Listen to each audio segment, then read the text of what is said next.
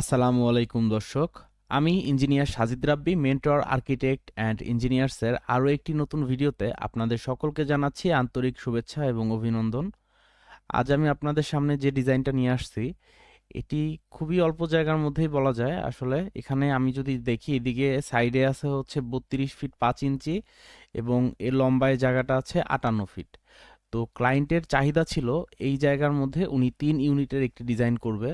তো ক্লায়েন্টের চাহিদা অনুযায়ী আমরা ওইভাবে সাজানোর চেষ্টা করেছি। আপনাদের যদি একটু দেখাই, এখানে 3টা ইউনিটের মধ্যে ইউনিট এ যেটা আছে এটার সাইজ আছে হচ্ছে 760 স্কোয়ার ফিট এবং ইউনিট বি যেটা আছে সেটার সাইজ আছে 568 স্কোয়ার ফিট এবং ইউনিট সি যেটা আছে সেটা আছে 457 স্কোয়ার ফিট।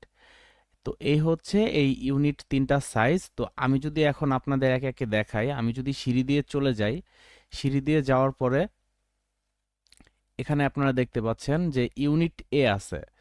তো ইউনিট এ তে আমি যদি প্রবেশ করি, এখানে ড্রয়িং ডাইনিং এর একটি স্পেস পেয়ে যাচ্ছি আমরা। 10 ফিট 14 4 ইঞ্চি আছে এদিকে এবং 20 ফিট 10 ইঞ্চি আছে এদিকে লম্বায়।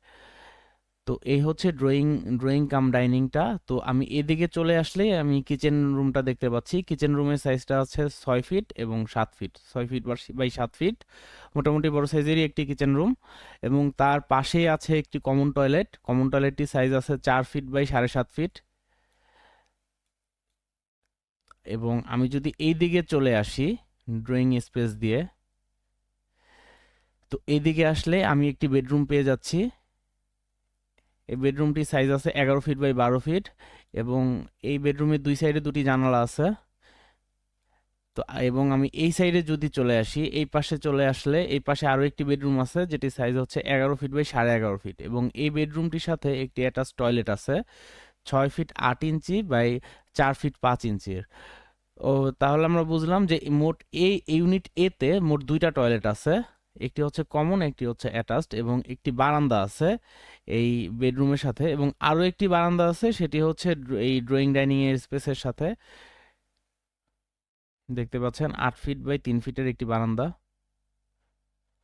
আচ্ছা, এরপরে এই ইউনিট থেকে বের হয়ে যদি আমি সামনের দিকে এই ইউনিট বিতে চলে আসি, ইউনিট বিতে আসলে ইউনিট বিতে আমরা ঢোকার পরে দেখতে পাচ্ছি এখানে ড্রয়িং কাম ডাইনিং এর একটি স্পেস আছে 11 ফিট বাই 16 ফিট 4 ইঞ্চির এবং এই ড্রয়িং কাম ডাইনিং এর সাথেও একটি বারান্দা অ্যাটাচ করা আছে। বারান্দাটার সাইজ আছে 8 ফিট 5 ইঞ্চি বাই 3 ফিটের।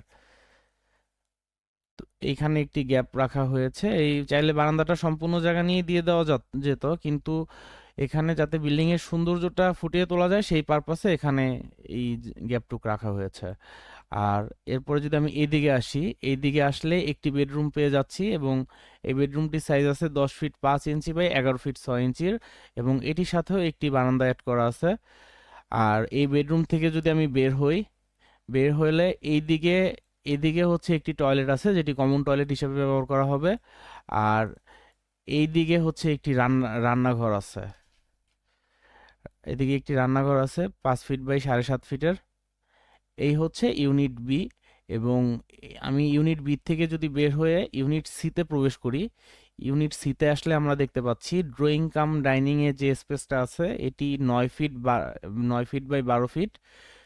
তো এদিক দিয়ে যদি আমি চলে আসি, আসার পরে এখানে কিচেন আছে একটি 5 ফিট বাই 7.5 ফিটের, 7.5 ফিট এদিকে এবং 5 ফিট এইদিকে এবং এর থেকে এর পাশেই আছে একটি টয়লেট যেটি সাইজ আছে 4 ফিট বাই 7.5 ফিটের এবং তার সাথেই যে বেডরুমটি আছে এই ইউনিটটাতেও মোট একটা বেডরুম।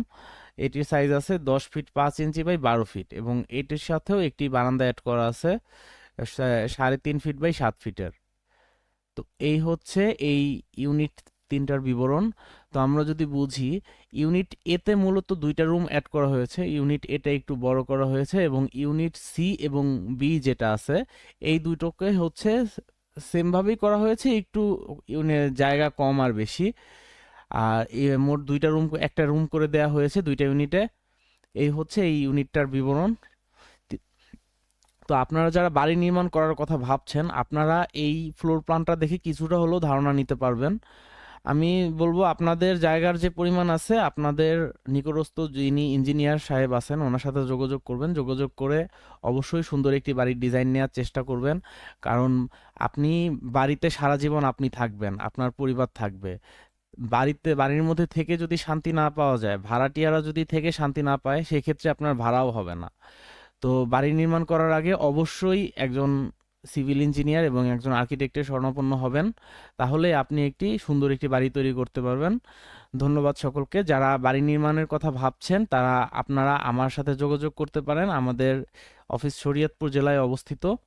ভবন নির্মাণ বিষয়ক যে কোনো প্রকার তথ্য এবং পরামর্শের জন্য আমাদের পেজ এবং ইউটিউব চ্যানেলটি ভিজিট করে আসতে পারেন। ধন্যবাদ সকলকে। আসসালামু আলাইকুম।